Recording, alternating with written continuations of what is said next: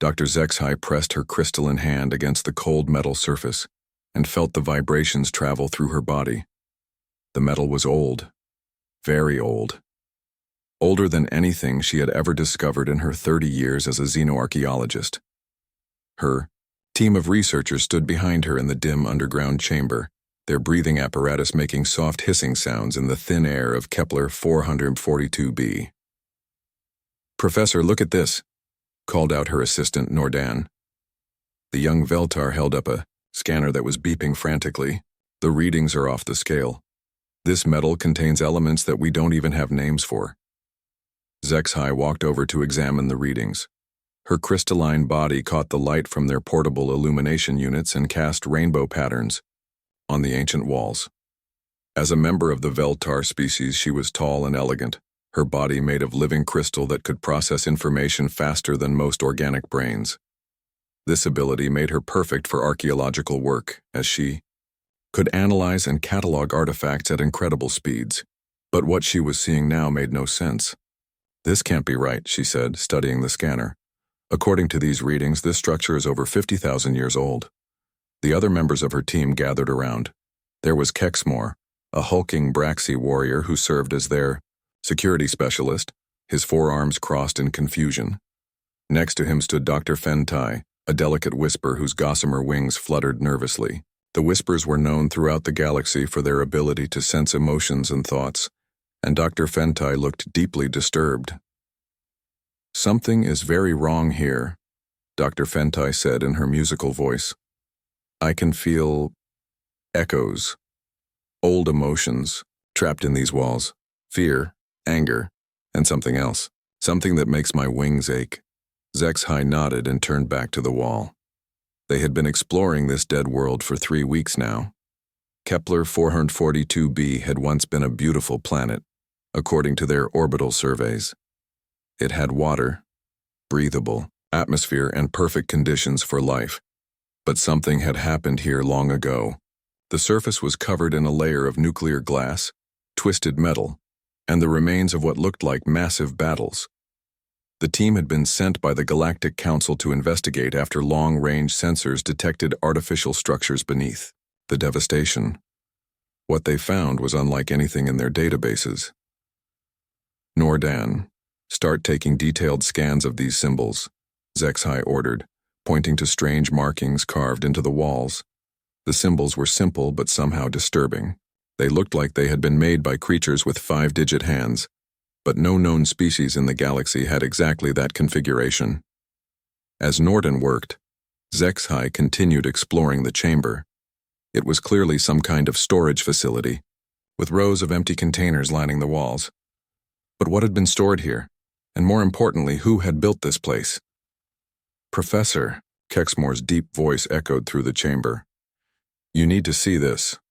The security specialist was standing near what looked like a doorway, but instead of leading to another room, the doorway had been sealed with some kind of metal that gleamed, despite its age.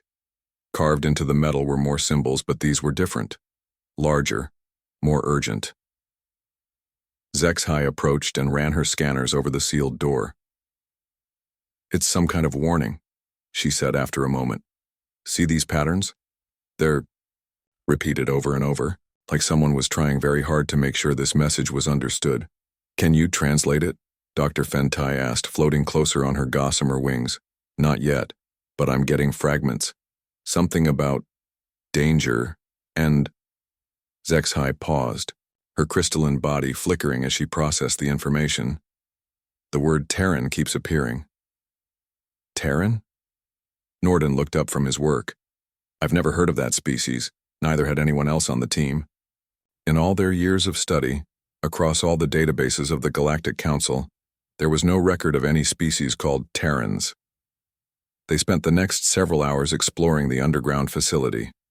Room after room revealed more mysteries. There were what looked like weapons, but designed for creatures much smaller than most galactic species. There were vehicles built for beings about 2 meters tall.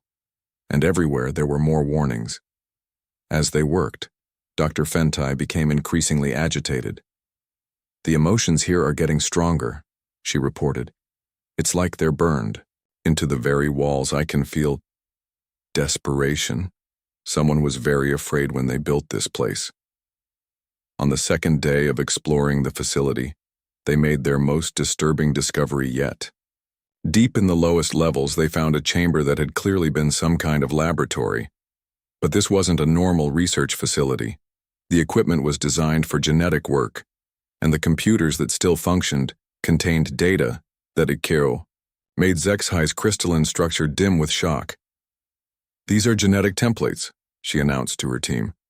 "Thousands of them, for dozens of different species." "What kind of genetic templates?" Kexmore asked, his warrior instincts making him suspicious.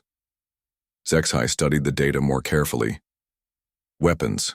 These are genetic weapons, designed to target specific species with incredible precision. Plagues that would kill only Braxi. Viruses that would dissolve Veltar crystal structures. Biological agents that would ground whispers permanently." The team stood in shocked silence. Genetic warfare was banned throughout the galaxy. It was considered the ultimate crime against life itself. Yet here was evidence of genetic weapons more advanced than anything in current galactic arsenals. "Who were these Terrans?" Dr. Fentai whispered. Their answer came on the third day, when they finally managed to access the facility's central computer system. The artificial intelligence was old beyond measure, but still functional. When they activated it, a holographic display flickered to life, showing the image of a strange creature. It was bipedal, like many galactic species, but shorter than most.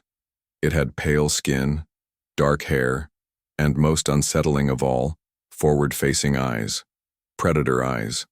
The creature's mouth moved, and after a moment the computer's translation systems managed to convert the sounds into understandable language. "If you are seeing this message, then you have found one of our emergency caches," the creature said. Its voice was calm, but there was something in its tone that made Kexmore's 4 hands instinctively reach for his weapons. "We are the Terrans, also called humans. If you are not human, then you should leave this place immediately and warn your people." The hologram continued. "We tried to live in peace with the other species of the galaxy. We offered our knowledge, our friendship, our aid, but they feared us. They said we were too dangerous, too aggressive, too willing to fight. They said we bred too fast and adapted too quickly. They said we were a threat to galactic peace." HFY felt her crystalline body growing cold as she listened. "So we made a choice. Rather than fight a war that would consume the galaxy, we agreed to exile. We gathered our people and left for the spaces between galaxies. But before we went, we prepared. We built caches like this one. We developed weapons that could protect us if we ever needed to return. And we left warnings." The hologram gestured and new images appeared. Star charts, weapon specifications, and most chilling of all, detailed files on every major species in the galaxy, including weaknesses, population centers, and military capabilities. "We hope we never have to use this information," the human continued. "We hope that by leaving we allowed the galaxy to find the peace it claimed to want. But if you are here, if you are accessing these files, then perhaps that peace was not meant to be." The message ended, and the team stood in stunned silence. Finally, Nordon spoke. "Professor, we need to report this immediately." HFY nodded, but her mind was racing. If these humans had been exiled 50,000 years ago, where were they now? Were they still alive in the void between galaxies? And if so, what had they been doing all this time? Over the next few days, the team worked frantically to catalog everything they had found. The weapons cache was enormous. There were devices that could crack planets, ships designed for long-term survival in deep space, and most disturbing of all, detailed plans for what looked like a return to the galaxy. But it was Dr. Fentai who made the most frightening discovery of all. "Professor," she said on their final day on the planet, "I've been sensing something ever since we arrived. At first I thought it was just echoes from the past, but now I'm certain. We're being watched." "Watched by whom?" HFY asked. Dr. Fentai pointed toward the ceiling. "Something up there. Something that's been observing us since we arrived. And, Professor, I think it's been transmitting." Zexhai felt her crystalline structure go cold. If something had been watching them, reporting their discovery to someone else, then their find might not be as secret as they thought.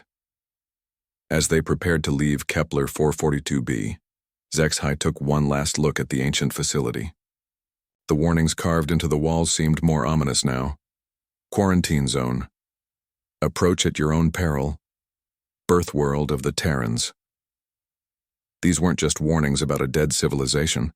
They were warnings about something that might still be very much alive. During the journey back to Council Space, Zexhai spent her time studying the data they had recovered. The more she learned about the humans, the more disturbed she became. They weren't just another spacefaring species. They were survivors, adapters, warriors who had somehow become so dangerous that the entire galaxy had united to force them into exile. But if they had left willingly 50,000 years ago to preserve peace, what would make them return? The answer came as their ship approached the Council station. Long-range sensors detected something that made the entire crew go silent with fear. A massive object was approaching from the direction of intergalactic space.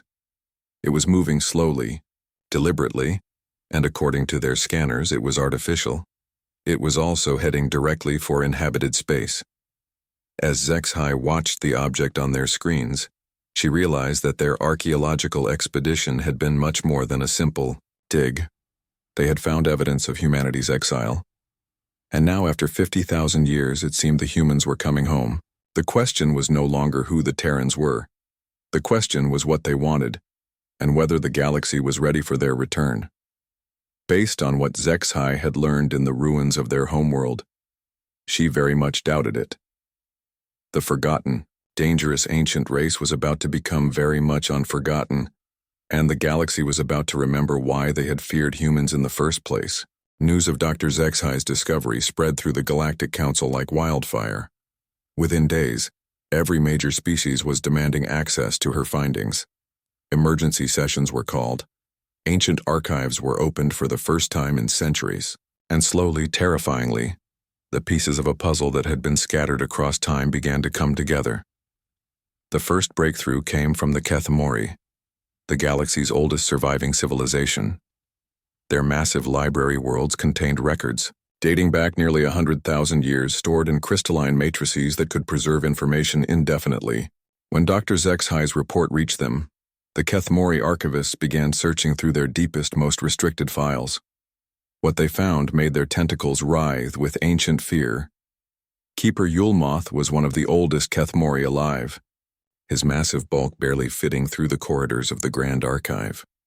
His species looked like enormous jellyfish, floating through their cities on anti-gravity fields, their translucent bodies pulsing with bioluminescent thoughts. Yulmoth had spent 3,000 years studying the forgotten periods of galactic history, but even he had never ventured into the files marked with the ancient symbol for extinction event. Now he had no choice. The first reference was subtle, buried in a trade report from 47,000 years ago. A mention of the Burning Ones who had appeared in the outer systems, offering advanced technology in exchange for raw materials. The report noted that these beings were small but fierce, with an unusual ability to survive in environments that would kill most other species. But it was the next reference that made Yulmoth's bioluminescence flicker with alarm. A military report from 45,000 years ago described a conflict in the Rigel sector. A mining dispute had escalated into violence when the Burning Ones refused to abandon an asteroid belt they claimed contained resources they needed. The report described the ensuing battle in terms that seemed impossible.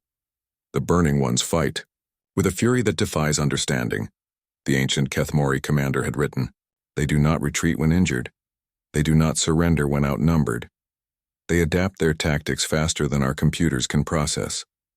We destroyed 17 of their ships, yet they celebrated each loss as if it brought them closer to victory. Their final transmission before withdrawing was not a surrender but a promise. We will remember this. Yulmoth searched deeper into the archives. More reports surfaced. The Burning Ones had appeared in dozens of systems, always offering trade first but always ready for war if trade failed. They seemed to learn from every encounter, growing stronger and more dangerous with each conflict. But the most disturbing reports came from the psychological analysis files. Kethmori mind healers who had studied captured burning ones described a species unlike anything they had encountered. They possess an emotional intensity that borders on insanity, one report stated. They form bonds with their companions that are stronger than life itself. They will die for strangers if those strangers are part of their pack. Most disturbing of all, they seem to find joy in conflict, not the satisfaction of victory, but actual pleasure in the struggle itself. As Yulmuth compiled his findings, similar discoveries were being made across the galaxy. The drift singers, nomadic beings who traveled between stars in great fleets, began consulting their oral traditions.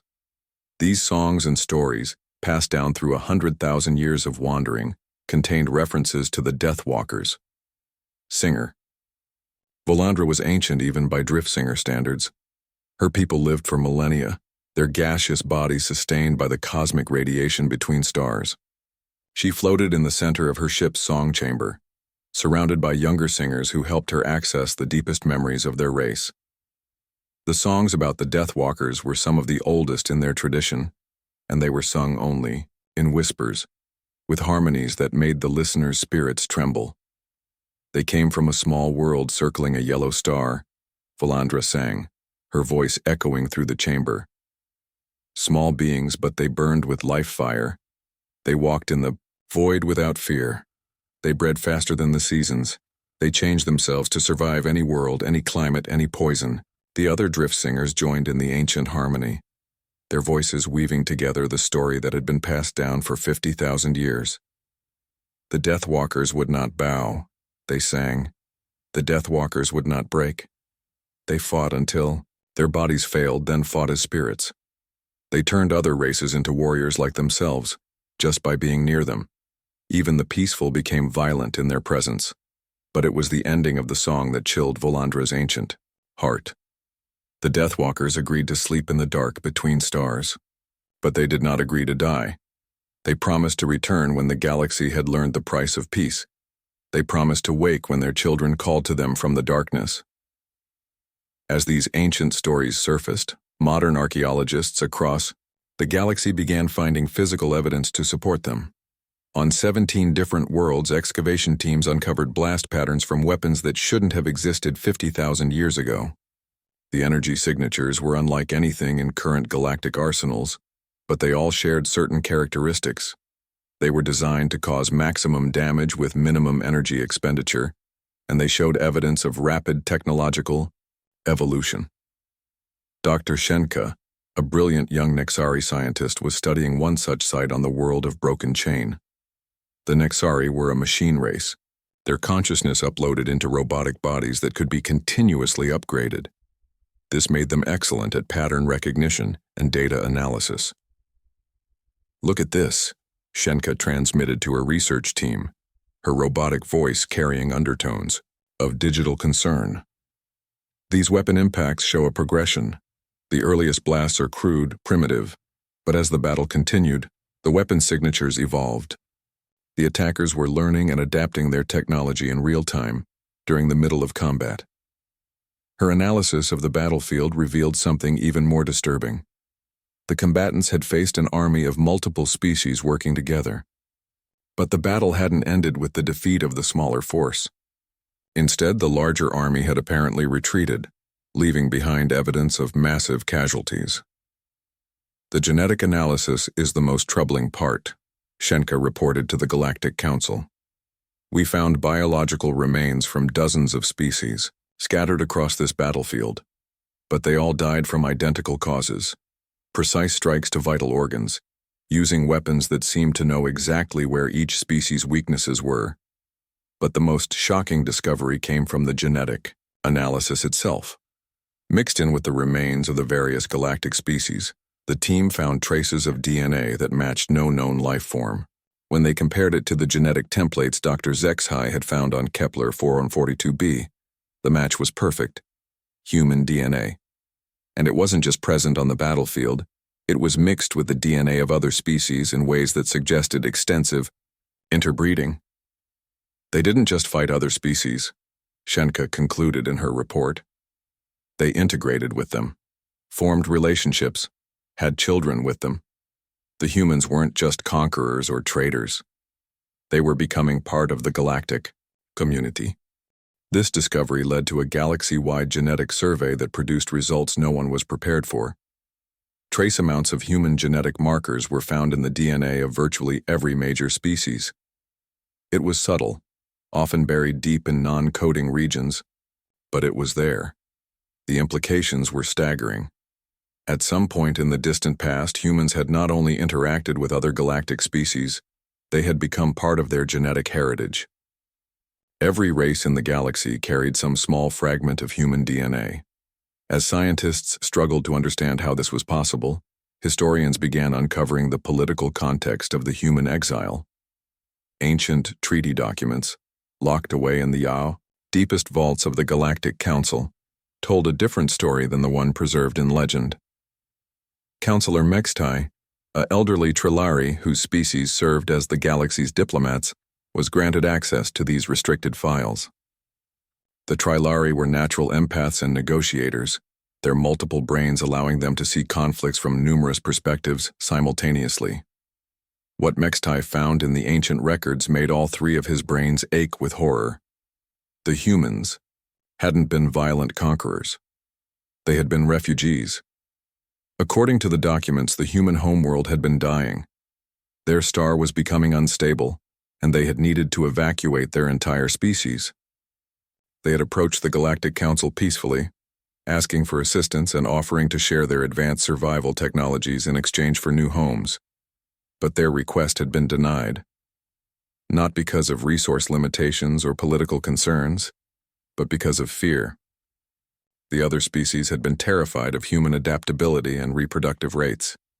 They were afraid that humans would outcompete them for resources and territory.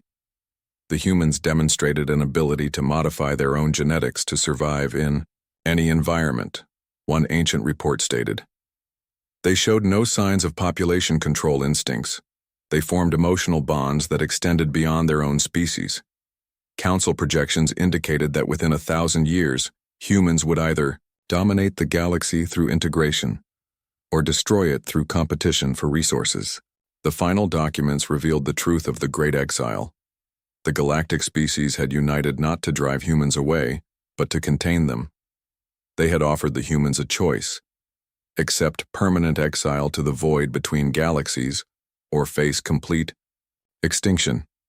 The humans had chosen exile, but they had negotiated terms. They would leave the galaxy peacefully, taking with them only what they could carry in their ships. In exchange, they demanded the right to leave monitoring stations and emergency caches throughout galactic space. They also demanded that any genetic offspring from human-alien relationships be allowed to remain and integrate with their non-human parent species. Most chilling of all, they had negotiated a return clause. If any galactic species ever attempted to expand beyond their current borders, if any species began exhibiting the same survival traits that had made humans dangerous, or if the galaxy ever faced an extinction-level threat it could not handle alone, the humans retained the right to return. As Councillor Mextai read the final document, his three brains all focused on the same terrifying realization. According to their own records, the galaxy had been expanding aggressively for the past 10,000 years. Multiple species had developed genetic modification technologies, and most recently, the Keth Mori had detected signals from outside the galaxy that suggested a massive alien invasion force was approaching from dark space. By the terms of the ancient treaty, the humans had every right to return. More than that, the galaxy might actually need them. The question was no longer whether the humans were coming back. The question was whether the galaxy was ready to honor a 50,000-year-old agreement, or whether they would try to stop the return of the species they had spent half a century trying to forget. As emergency sessions convened and ancient weapons were dusted off, one fact became increasingly clear. The galaxy was about to face the consequences of its oldest decision. The forgotten, dangerous ancient race was about to become unforgotten, and this time, they had 50,000 years of exile to motivate them. Captain Morden had been surveying the outer spiral for 15 years. and he thought he had seen everything the universe had to offer. His ship, the Harmony's Edge, was one of the newest vessels in the Galactic Survey Fleet, equipped with sensors that could detect a single molecule of organic matter across light years of space. His crew was handpicked from the best officers in the galaxy, specialists in everything from stellar cartography to xenobiology. But as he stared at the readings on his main display, Mordun felt something he rarely experienced: genuine fear. "Captain, are you seeing this?" asked Lieutenant Vectar, his navigation officer. The young Braxy's forearms were dancing across his control panels, trying to make sense of the data flooding their sensors. "Long-range scanners are picking up something massive in the void between our galaxy and Andromeda." Mordun nodded slowly, his tentacles adjusting the controls to get a clearer picture. As a member of the Kef species, he was naturally calm and methodical, his crystalline exoskeleton reflecting the bridge lights in soothing patterns. But now those patterns were flickering with uncertainty. "Distance?" he asked. "Approximately 50,000 light-years from the galactic rim," reported Ensign Talwi from the sensor station. The delicate whisper's gossamer wings were trembling, which usually meant she was detecting strong emotions from somewhere nearby. But there was nothing nearby except empty space. "That's impossible," said Dr. Silana, the ship's xenobiologist. She floated over to the main display, her floater species' natural buoyancy making her movements graceful despite her obvious agitation. "There's nothing in that region of space. No stars, no planets, no sources of energy. How could something massive be surviving out there?" Captain Mordun was wondering the same thing. The void between galaxies was exactly that, void. No resources, no energy sources, no way for any civilization to survive for more than a few generations at most. "Take us closer," he ordered. "But keep us at maximum sensor range. I want to know what we're dealing with before we commit to anything." The Harmony's Edge changed course, its advanced engines pushing them toward the mysterious object at near-light speed. As they traveled, the object gradually resolved into something that defied all their expectations. It was a ship, but not like any ship in their databases. The vessel was enormous, easily 20 kilometers long and 5 kilometers wide. Its hull was dark metal, scarred by what looked like millions of years of micrometeor impacts. Strange spines and antenna arrays jutted from its surface at irregular intervals. Most disturbing of all, it was clearly artificial, but the design followed no known architectural principles. "Captain," Dr. Silana reported from her science station, "I'm detecting power signatures from inside that ship. It's not dead. Something is still active in there." "Life signs?" Mordun asked, though he wasn't sure he wanted to know the answer. "Thousands of them, but they're strange. Very low metabolic activity, almost like they're in some kind of suspended animation." "Ensign," Talwi suddenly gasped, her wings fluttering with extreme agitation. "Captain, I'm sensing something from that ship. Emotions, but they're wrong. They're too strong, too intense, and they're dreaming. Whatever's in there is still conscious, even in hibernation." Mordun felt his exoskeleton darken with concern. He had been trained to deal with derelict vessels, but this was clearly something beyond normal protocol. "Send a message to Galactic Command. Priority Alpha. Tell them we found something that requires immediate consultation." But before they could transmit, their communications officer intercepted an incoming priority message. "Captain, we're receiving an emergency transmission from the Galactic Council. All survey vessels are ordered to report any unusual findings, immediately. Especially any objects of unknown origin in intergalactic space." Mordun's tentacles curled with suspicion. "When was that order issued?" 3 days ago, sir." The same day Dr. Zexhai returned from Kepler 442b. The timing was too convenient to be coincidental. Whatever Dr. Zexhai had found on that dead world, it was connected to the mysterious ship floating in the void. "Dr. Silana, I want a complete analysis of that vessel," Mordun ordered. "Compare its design to everything in our databases. Look for any connection to known civilizations, extinct or otherwise." The xenobiologist worked for several hours, her multiple limbs manipulating a dozen different analytical instruments simultaneously. Finally, she looked up with an expression of profound confusion. "Captain, this doesn't match any known architecture. But there are some similarities to the ruins Dr. Zexhai found. The proportions, the layout, even some of the materials. I think this might be a Terran vessel." The bridge fell silent. Everyone had heard about Dr. Zexhai's discovery by now. The mysterious humans, the ancient exile, the warnings left behind on their homeworld. If this was indeed a human ship, it meant they had survived 50,000 years in the void between galaxies. "Sir," Lieutenant Vector said quietly, "our sensors are detecting movement inside the ship. Whatever hibernation system they're using, I think it's starting to activate." Before Morden could respond, their communications array lit up with an incoming transmission. But this wasn't coming from Galactic Command. It was coming from the ancient ship. The main screen flickered, and a voice filled the bridge. It was speaking in an unknown language, but their universal translators managed to provide a rough conversion. "Unknown vessel, this is the generation ship New Horizon. Please identify yourselves and state your intentions." Morden exchanged glances with his crew. The voice sounded calm, professional, but there was something underneath it. An edge of caution that suggested these beings were ready for trouble. "This is Captain Morden of the Galactic Survey vessel Harmony's Edge," he responded.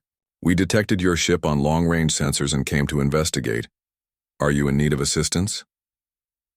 There was a long pause before the response came. "Captain Morden, our records indicate that the Kef species was not space-capable when we last had contact with galactic civilization. How long have we been in hibernation?" The question sent a chill through Morden's exoskeleton. "According to our historical records, your species left the galaxy approximately 50,000 years ago." Another pause. This one even longer. "When," the voice returned. It carried a weight of sadness that made Ensign Talwi's wings droop with sympathy. 50,000 years. We had hoped it would be less." The voice paused again, and when it continued, it was all business. "Captain, I am Colonel Sarah Chen, commanding officer of this vessel. I am going to send over a small shuttle to make direct contact. I hope you will allow this." Morden considered his options. Protocol demanded that he request instructions from Galactic Command before making contact with unknown species. But these weren't exactly unknown, were they? And if the humans had survived 50,000 years in the void, they might have information that could be valuable to the galaxy. "Permission granted, Colonel Chen, but I must warn you that your arrival will be reported to the Galactic Council." "I would expect nothing less," came the reply. "We will be with you shortly." 20 minutes later, a small craft detached from the massive generation ship and approached the Harmony's Edge. The shuttle was unlike anything in their databases, sleek, efficient, but with an aggressive design that suggested it could serve as a fighter if necessary. As the shuttle docked with their ship, Morden gathered his senior staff in the main cargo bay. Dr. Silana had prepared basic medical scanners, while Security Chief Rekmol had stationed armed guards at strategic positions. They didn't know what to expect from these ancient humans, but they were prepared for anything. The shuttle's airlock hissed open and 3 figures emerged. The first was clearly Colonel Chen. She was tall for a human, about average height for most galactic species, with dark hair and those distinctive forward-facing predator eyes. She wore a simple uniform that looked both practical and military in design. But what struck Morden most was her bearing. She moved with the confidence of someone who had commanded others for a very long time. Behind her came 2 other humans. One was a shorter male with graying hair and hands that looked like they had spent decades working with delicate machinery. The other was a tall female with pale skin and eyes that seemed to take in every detail of their surroundings.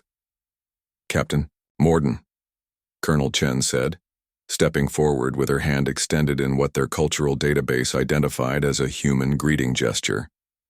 "Thank you for allowing us aboard your ship. I am Sarah Chen, and these are Dr. Marcus Webb, our chief, scientist, and Commander Lisa Torres, my second in command." Morden extended one of his tentacles to complete the greeting. Noting how the humans adapted immediately to his alien physiology, without showing any signs of discomfort or revulsion. Colonel Chen, I must admit we are all very curious about your people. According to our records, humans were exiled from the galaxy 50,000 years ago. How did you survive in the void for so long? Dr. Webb stepped forward. We adapted, Captain. It's what humans do best.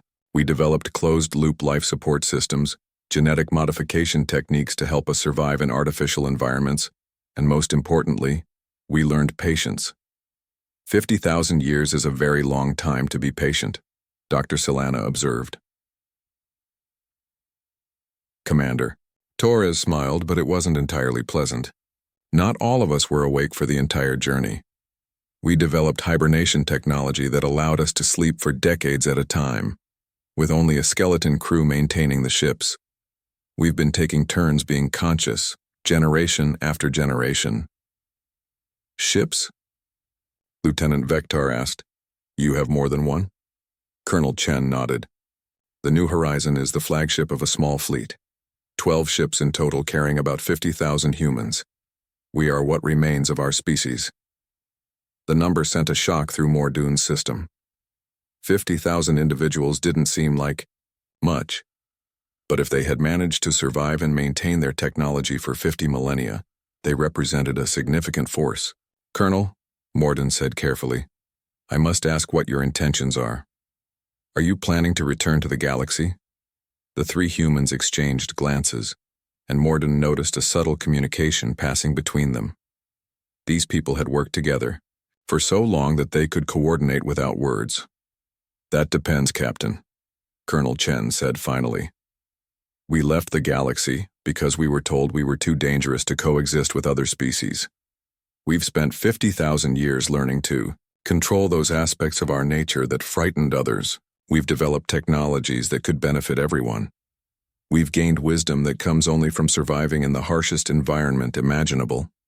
She paused, and her expression grew more serious. But we've also been monitoring galactic communications during our exile. We know about the expansion wars. We know about the genetic modification projects. We know about the signals from dark space that suggest a massive invasion force is approaching. Dr. Solana's multiple limbs trembled with shock. The information about the dark space signals was highly classified. How could the humans know about it? Colonel Chen noticed her reaction. We've had 50,000 years to develop very sophisticated listening devices, Doctor. We know more about current galactic politics than most council members do. And based on what we've learned, we think the galaxy might need our help. Help? Mordun asked. The species that drove us into exile did so because they said we were too dangerous, Commander Torres explained. But danger is sometimes exactly what you need when facing a threat that conventional methods can't handle. Dr. Webb activated a small holographic projector, filling the cargo bay with images of technology that made the galactic officers gasp in amazement. Advanced weapons, ships that could travel between galaxies, genetic modification techniques that could adapt beings to any environment.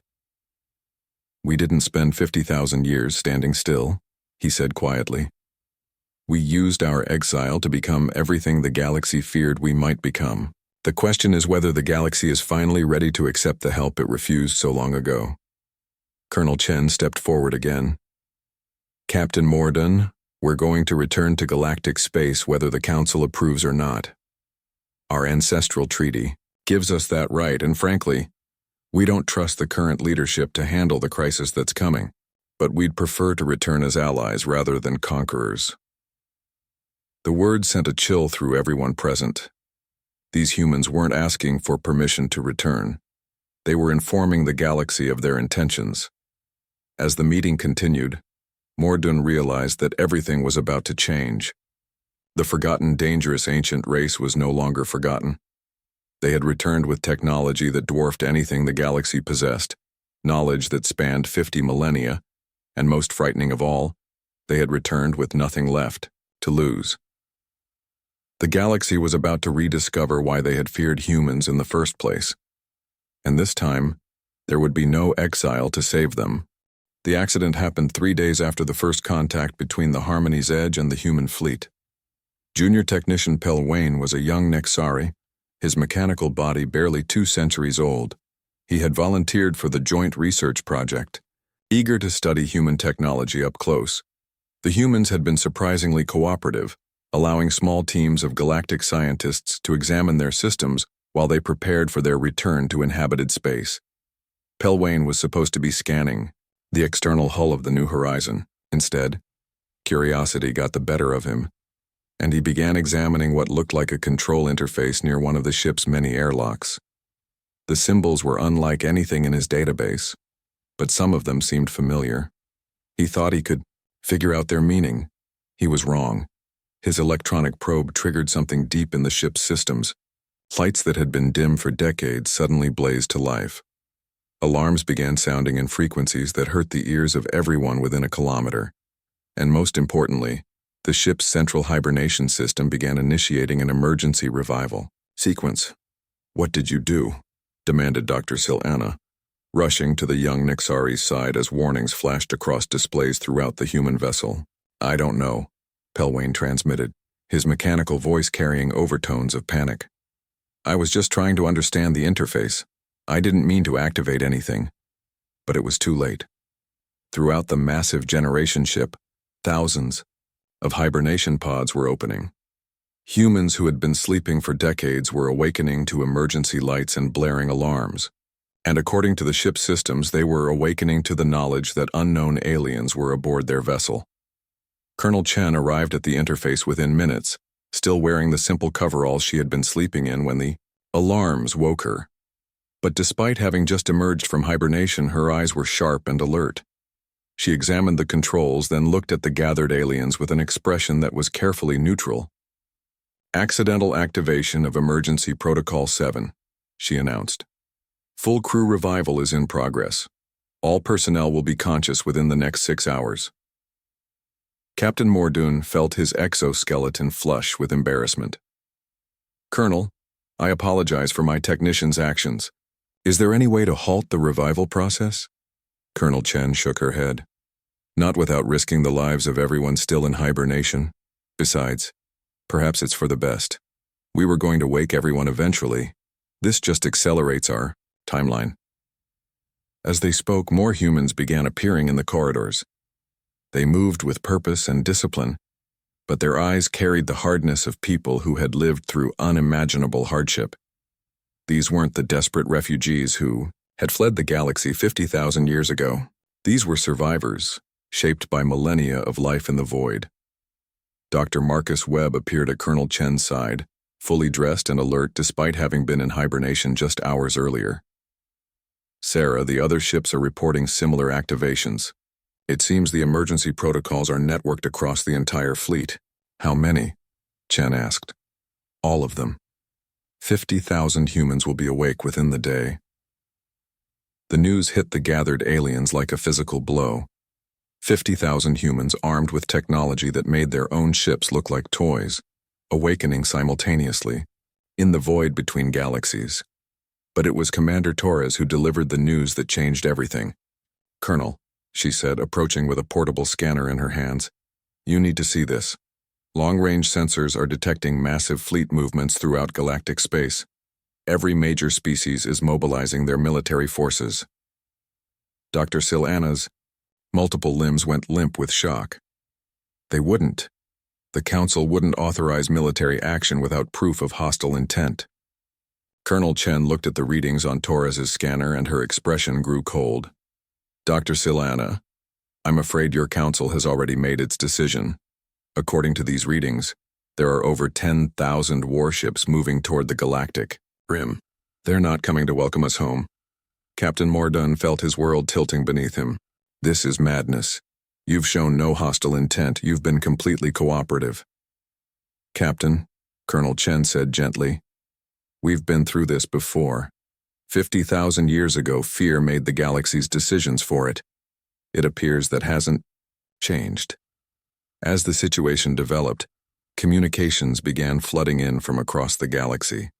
Dr. Zexhi's discovery had triggered a panic that was spreading faster than the news of human cooperation. Ancient fears were awakening alongside ancient treaties.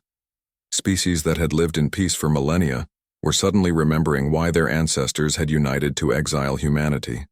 The first shots weren't fired by humans. Captain Vexikarn of the Braxy battlecruiser Ironclaw had been stationed at the Galactic Rim as part of the Rapid Response Fleet. When his sensors detected the approaching human vessels, his forearms began working his weapons controls before his brain could process what he was seeing. The humans had emerged from hibernation aboard their generation ship, but they had also launched smaller vessels, sleek, fast ships that moved through space with an efficiency that spoke of 50,000 years of technological advancement. They weren't approaching threateningly, but their mere existence was threat enough for Captain Vexikarn. "All ships, this is Ironclaw," he broadcast to his fleet. "Unknown vessels have entered galactic space. They are not responding to our challenges." It was a lie. The humans had responded to every challenge with calm professionalism, identifying themselves and stating their peaceful intentions. But fear had clouded Vexikarn's judgment. "Engaging hostile forces," he announced, and opened fire. The human ships didn't immediately return fire. Instead, they scattered with an agility that made the Braxy captain's eyes widen in shock. Their evasive maneuvers were unlike anything in galactic tactical databases. They moved like living things, anticipating attacks before they were launched. But when they did return fire, the effect was devastating. The human weapons didn't destroy the Braxy ships. Instead, they disabled them with surgical precision. Shield generators failed. Weapon systems shut down. Life support remained intact, but every offensive capability was neutralized within minutes. "Ironclaw to Galactic Command," Captain Vexikarn transmitted, his voice tight with humiliation. "We have engaged the human vessels. Our entire fleet has been disabled. Repeat, we are combat ineffective, but alive. The humans could have destroyed us, but they chose not to." The news of the engagement spread across the galaxy like wildfire. The humans were back. They were more advanced than ever, and most surprisingly, they were showing restraint even when attacked, but not everyone saw restraint as a positive sign. Admiral Keithvan, Supreme Commander of the Veltar Crystalline Fleet, was one of the oldest military officers in the galaxy.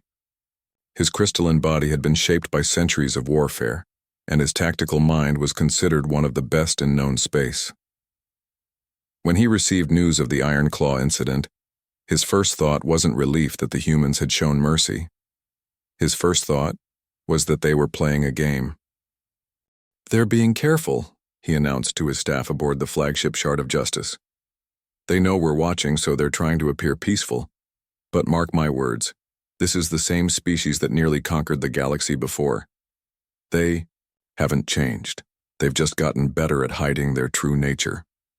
Admiral Keithvan began implementing what he called defensive measures.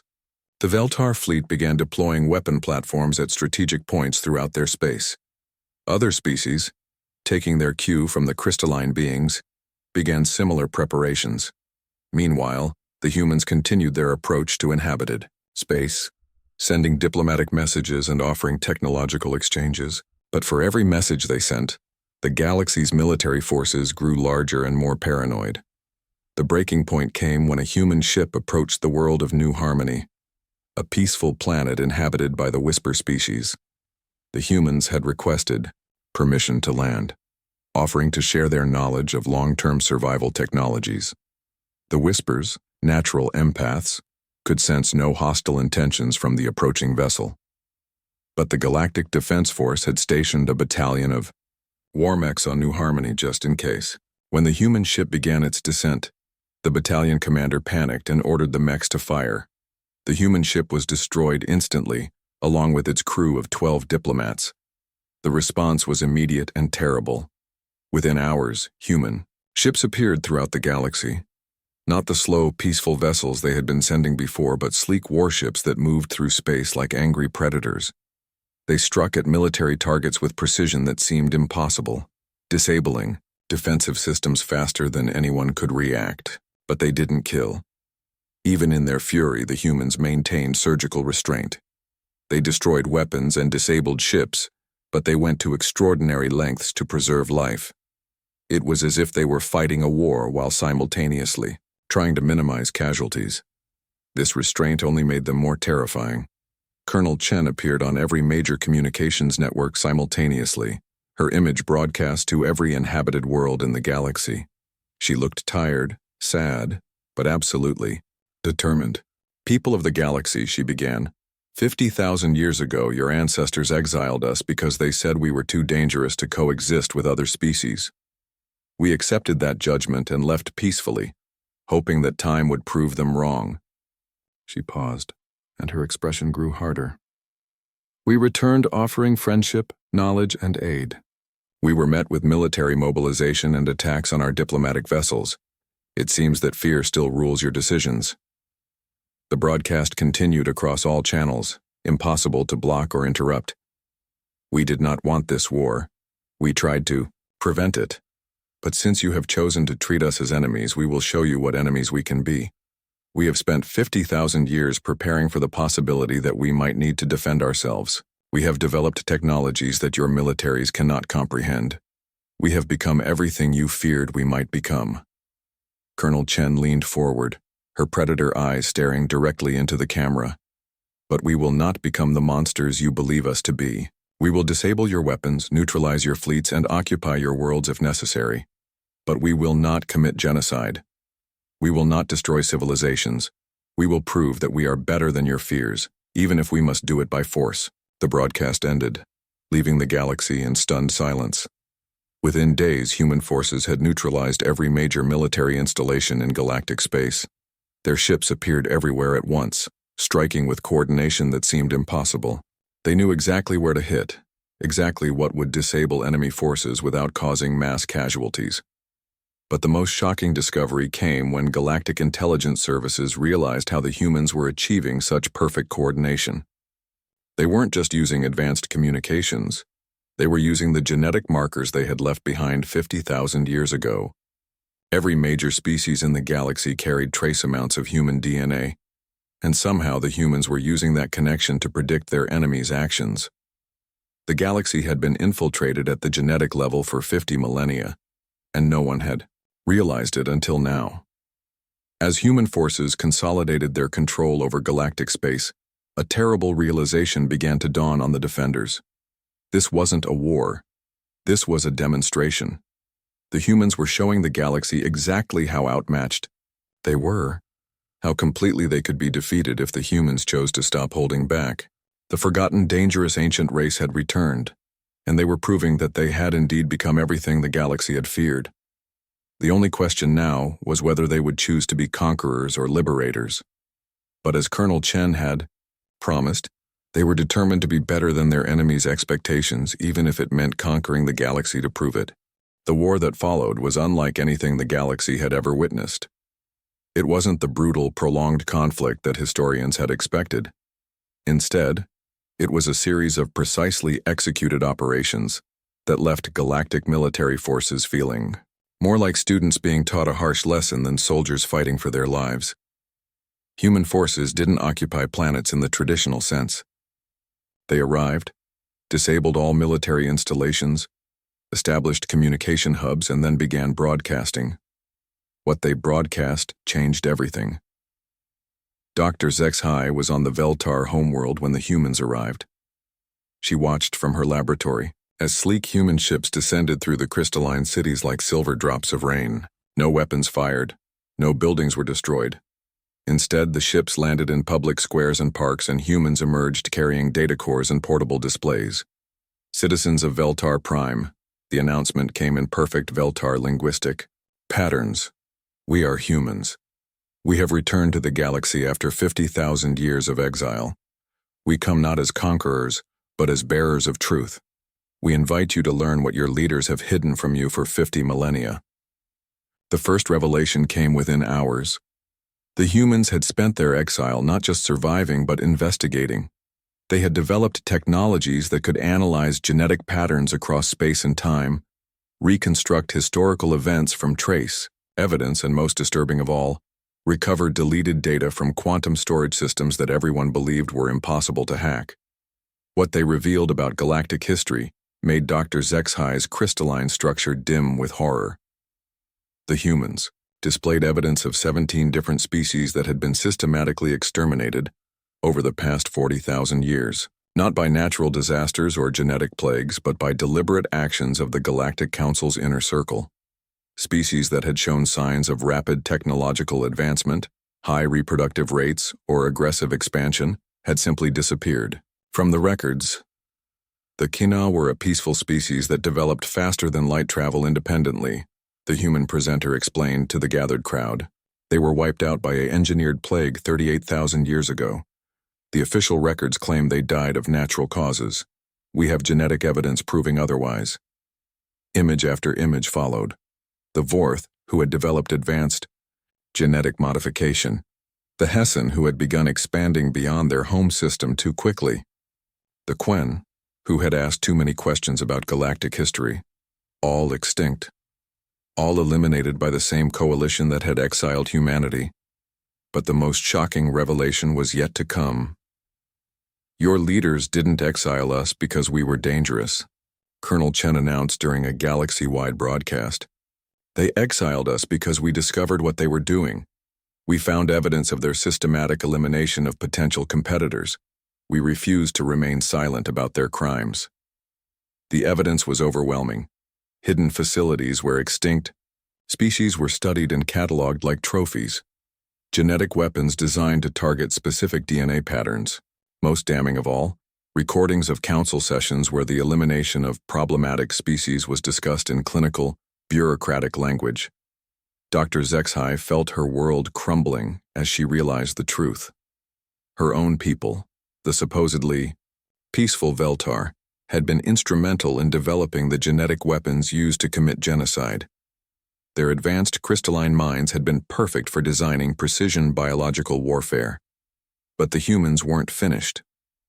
We spent 50,000 years in exile gathering evidence, Colonel Chen continued, but we also spent that time preparing for our return, not to conquer, but to ensure that these crimes could never happen again.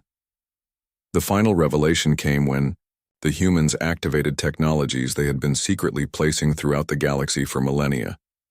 The monitoring stations Dr. Zexhai had found on Kepler 442b were just the beginning. Using the genetic markers present in every galactic species, the humans had been observing, recording, and documenting everything that happened in their absence. They had proof of every corrupt council decision, every covered-up atrocity, every species that had been eliminated to maintain the status quo. And they had names. Specific individuals who had participated in genocide across thousands of years. The galaxy's response split along generational lines. Younger species, those who had evolved to sapience in the past 20,000 years, had no memory of the ancient fear of humanity. To them, the humans were liberators, bringing truth to light and offering advanced technologies that could solve resource shortages and extend lifespans. Dr. Silana, the floater xenobiologist from the Harmony's Edge, found herself leading a group of younger scientists who were eager to work with human researchers.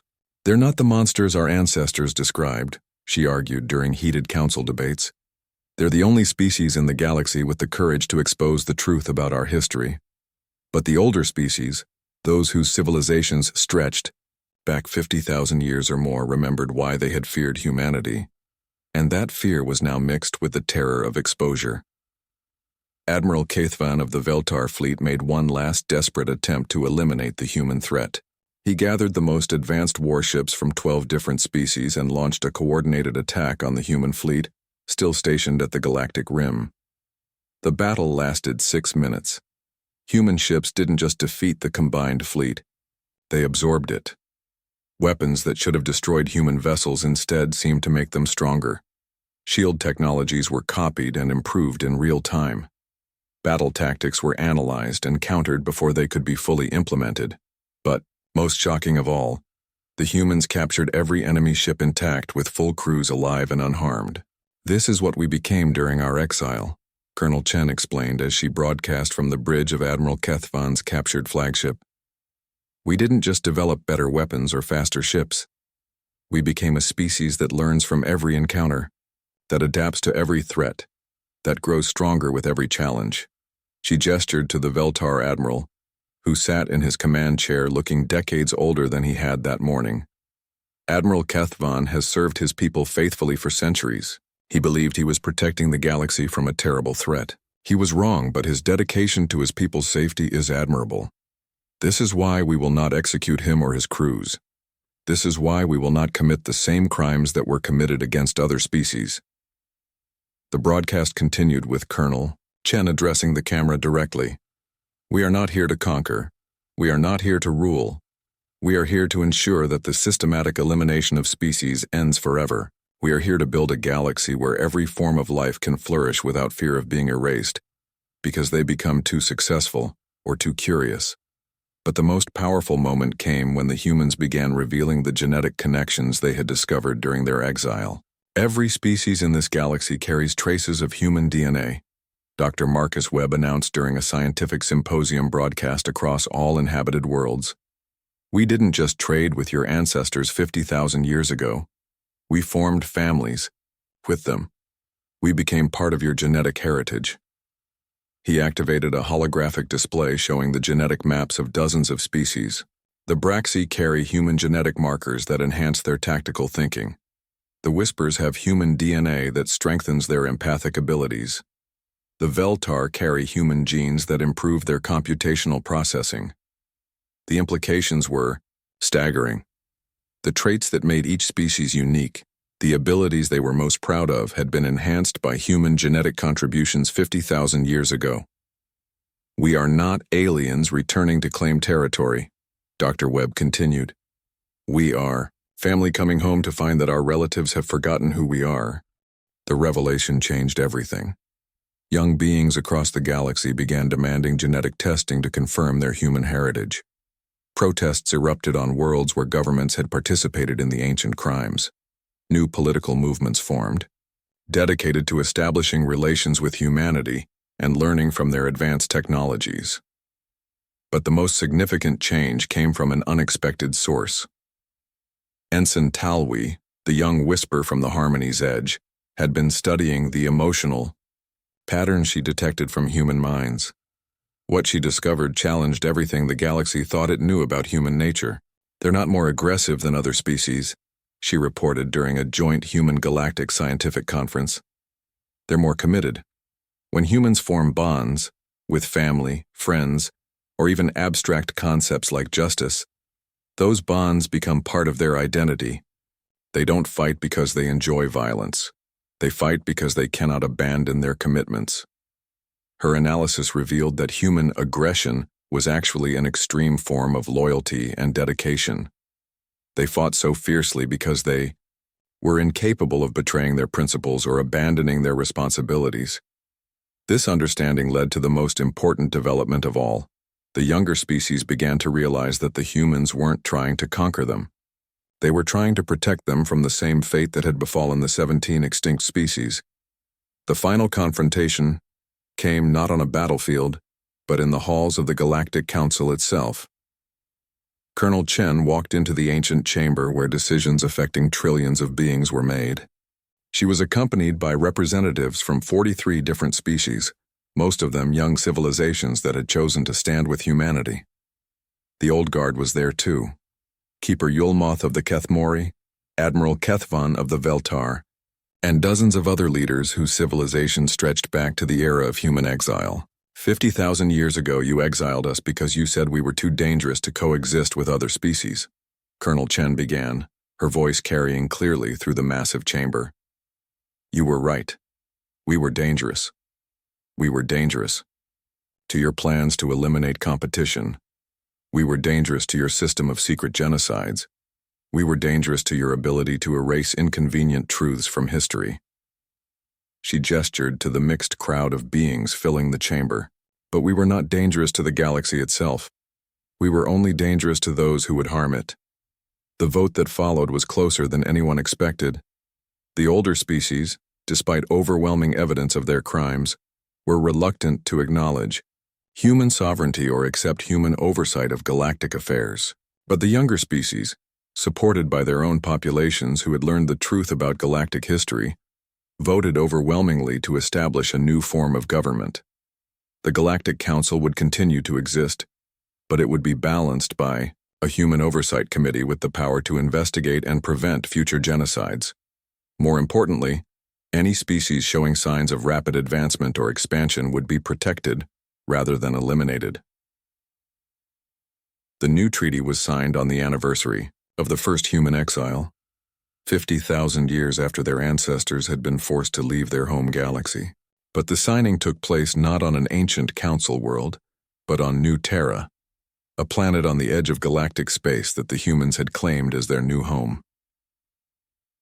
Colonel Chen stood on the observation deck of the orbital station above New Terra, watching as ships from dozens of species arrived to establish embassies and research facilities.